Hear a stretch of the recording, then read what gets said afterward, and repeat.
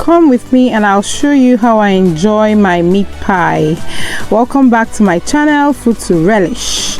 Okay, so today I've decided to show you how I bake my meat pie. And meat pie is like your Cornish pie. You know, they taste similar, but I think meat pie is sweeter.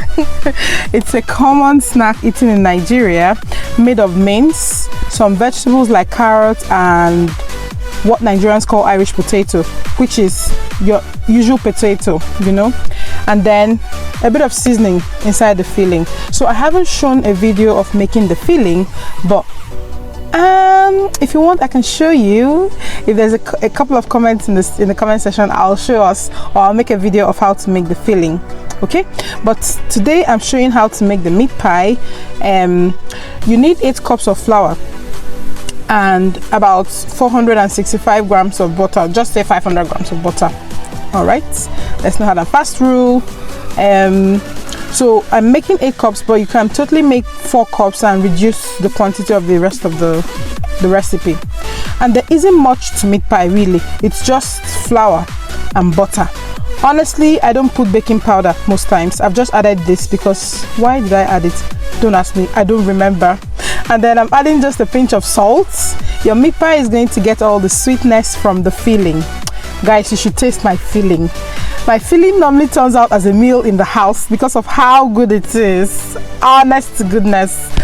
Okay, the butter has to be cold. This is one of the tricks. Most of the things you require in making meat pie have to be cold because meat pie dough doesn't like heat.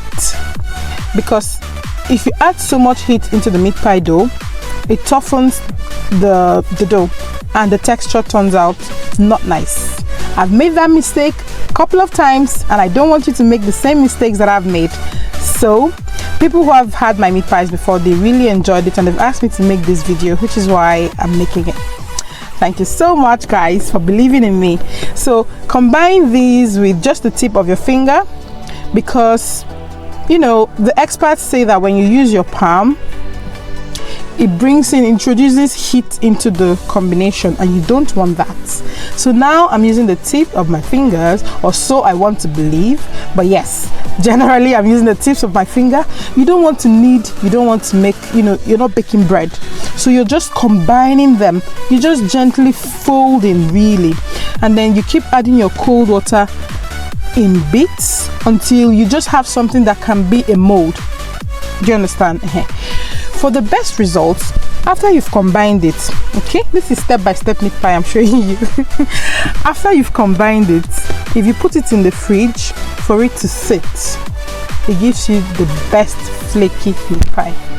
But if you're, if you're always in a hurry like me, you can skip that part of putting it in the fridge. Spread it out like so to have the thickness you so desire. Okay, if you want it to be thin, you can keep rolling it until it's a bit thin. If you want it to be thicker, you can just roll it a bit. So if you have a meat pie cutter, perfect. If you don't, use any circular object in the house to make sizes that you prefer. I've made little sizes here, but you can make larger ones. You can also see that I'm going to make larger ones here. So dust your working surface so that you know it's just easier to handle things. Have you liked this video so far? If you're watching it, then you should like it. I mean, come on, it goes without saying. This is the filling. Allow the filling to settle, you know, to cool, because the worst thing you want to do is to add hot filling into your meat pie. So allow it to settle, and then you start adding it to your meat pie. Do you know that when you use mince, it's lovely, but when you use corned beef, my goodness, amazing. So corned beef normally gives me the best filling taste. Try it and tell me what you think. Yeah, I can even briefly tell us how I've made the filling. So the filling is basically mince, some vegetables like your carrots and potato, dice them in bits, and then some seasoning with some onions. So you put your pan, add some oil, put your onions. I use any onions of your choice. Put your onions, then add your raw mince or your corned beef. Add it. Once it's pale for your raw mince, you know that it's time to add some water. So onions goes in before the mince. Add your water, let it cook, and then it's time to add the diced vegetables. So you can use like 3 carrots and 3 potatoes. Yeah, add them. When it's soft, you know, when it's soft, it's time to add your thickening agent. Sometimes I use flour, put it in water and add, or you can use, what do you call it, corn flour. Yes, add it in water, just a tablespoon or 2, add it, and then your filling is ready. Then let that cool for so many hours, or you can fast cool it in water. Okay, and then you start filling. So you've seen that I put egg round the tips of the meat pie to help me seal the meat pie. And this is me just using the fork to give it that shape, but I've learned recently that I don't even need to do this. It still turns out really nice. And then the next thing is to apply the egg to give it that shine. You know, you use your brush. I'm brushing the egg on top of the meat pie. Thank you for watching. If you're still watching to this part, my goodness, you're an enthusiast. You're a food to relish enthusiast. So please like, share, and make comments. Okay. The next thing, okay, yes, I'm just combining everything. And yes, you can use your baking paper, but sometimes I like the burnt bottom of the, you know, the burnt bottom of the meat pie, so to say. I love it sometimes, so sometimes I don't like using paper. When everything is ready, I leave some escape routes on the meat pie by putting the fork just on top of you, as you've seen, and I'm putting it into the oven. The oven should have been heating, you know, at 200 degrees if you're using a fan oven like myself. And then you start heating it.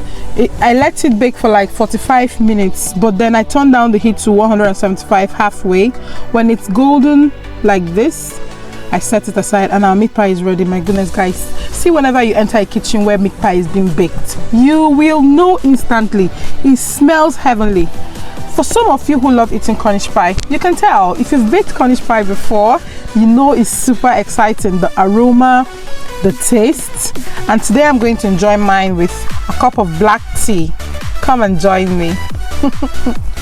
Thank you so much for joining. Just look at that. Look at that. Isn't it nice? Isn't it nice? I'm enjoying it. It does look really nice, and I'm sure you can tell. I'll see you in my next video, guys. Thank you so much for watching this. Thank you.